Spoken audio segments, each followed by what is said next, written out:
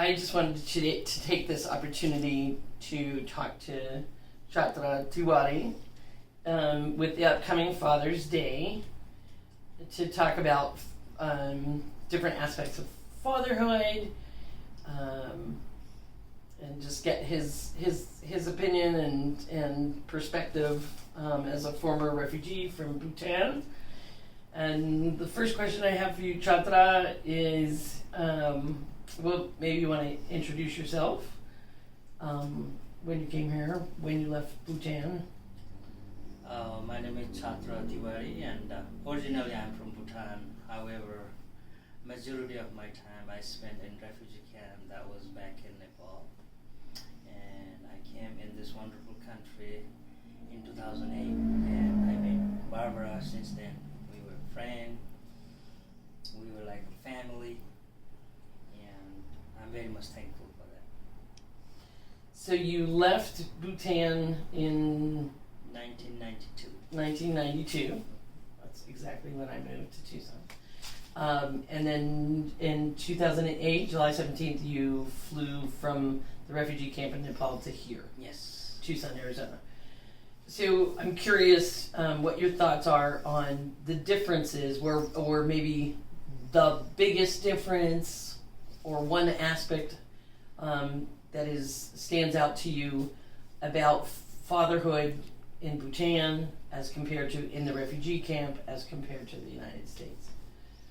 Well, as I said, it depends where you live, and also it depends in which culture you grow and raise.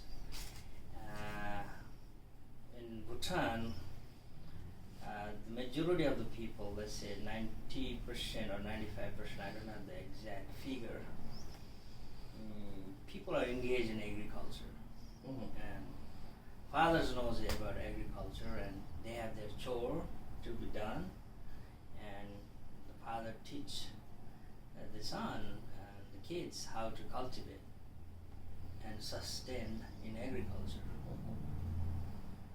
And whereas Father's Day is a special day that people are separated because of their job, because of their married to someone, and in this special day, Father's Day, they come and visit fathers with clothes, delicious food. You know, sometimes people may not have father, but they might go to temple and offer some food for the people, those who are in need. And like when you go visit your father back in Bhutan, we used to, I was little, but people who are living away from father, they come with food and clothes to see fathers. But that's a little different when you live in the refugee camp, because in order to get fruits, you have to be sick very seriously, so that somebody will bring fruits to see. So that may not happen. But it's a love and affection. Whatever you have, that people go and visit fathers. But in America, life is well sophisticated. People could manage, and they have whatever they want. So what about fatherhood do you think is different for you with Ed and Abby in the schools they've been in as compared to what their life might have been like, and you as a father to them in Bhutan or in Nepal? In Bhutan, father always engaged in agriculture. He doesn't have much time to coordinate with the school. Mm-hmm. And in Nepal and in refugee camp, the quality of the education is not really good. It's like the teachers are volunteering. Like yourself, right? Yeah. You were a teacher, so they had to be good. Yeah. In my opinion. Yeah. There were no sufficient of goods that the teacher required to teach in the classroom. Right. You know? Yeah. Books, supplies, supplies, pencils, all- chalk, yeah, all the resources. But in America, being a father is also challenging because kids cannot be staying home in certain age, so you have to have the time to manage to take care of them too. But in Bhutan, they can go anywhere they want, even they were little. Yes. Yeah. They were independent. Independent since out in the they fields start and- walking, yeah. yeah. Taking care of cattle, going in the field by themselves. And I'm sure these last 2 years during COVID, all of that changed and your responsibilities changed as well. Absolutely, because the kids were staying home and I switched my day shift to night shift to make sure the kids are okay. Mhm. You know. Well, that was the main idea of I wanted to talk to you. But and if I talk about anything else, um,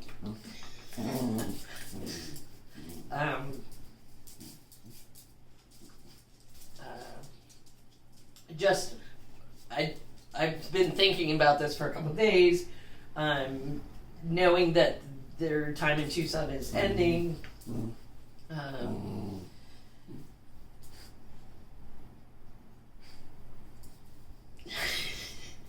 And the relationship that Chhatra had with his father and my relationship to his father was probably one of the most unique relationships that I've ever had.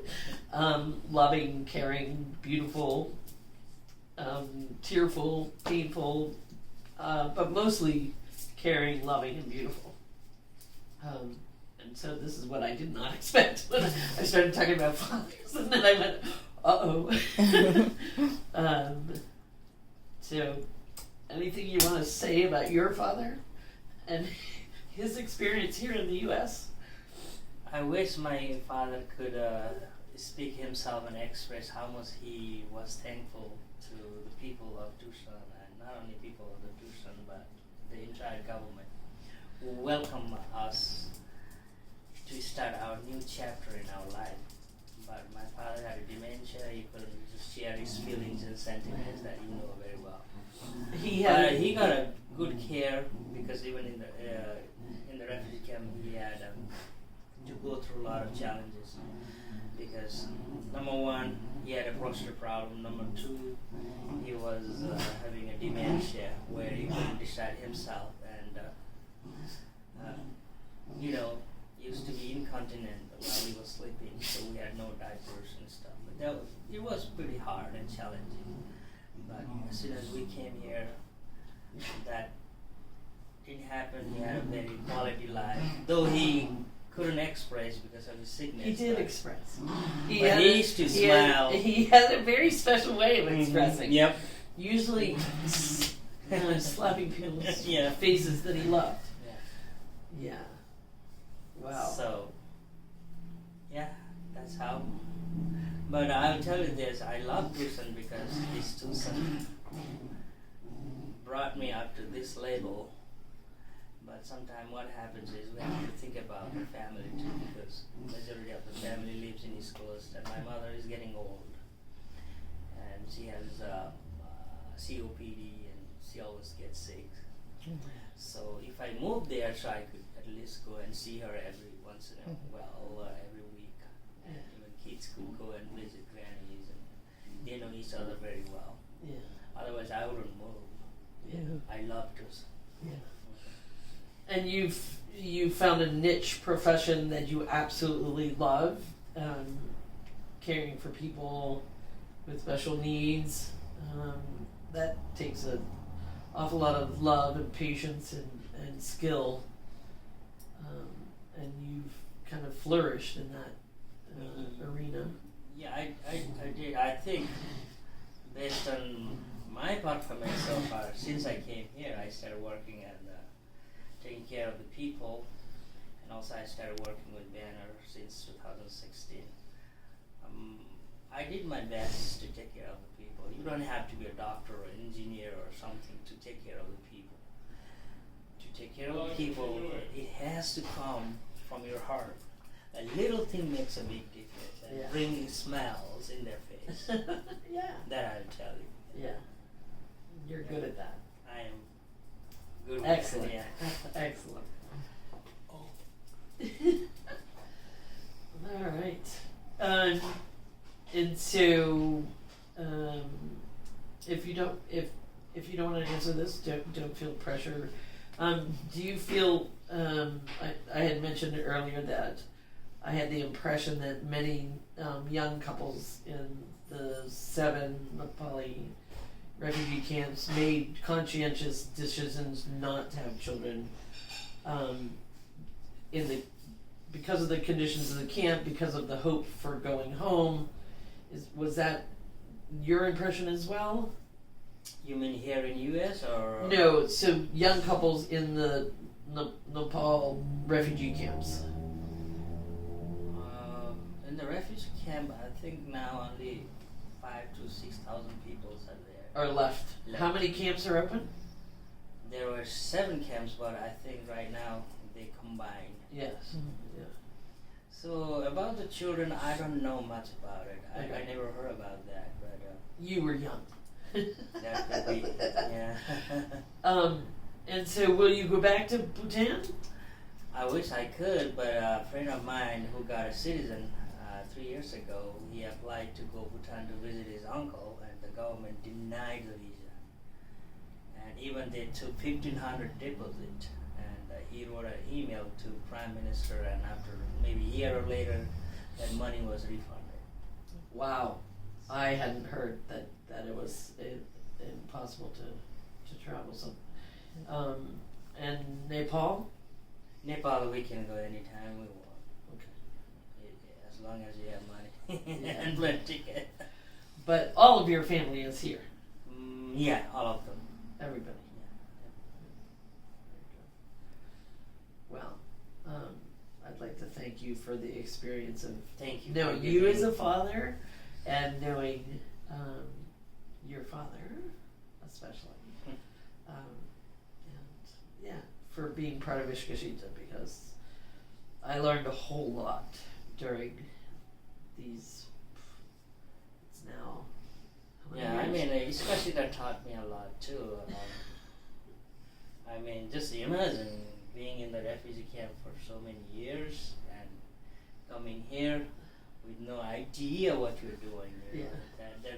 there must be some guidance, such as Iskashita, because we have to have the coordination with the different communities, and you have that feeling, oh, some people are going through like me, so you will reduce the tension or the Anxiety. anxiety you have, you know.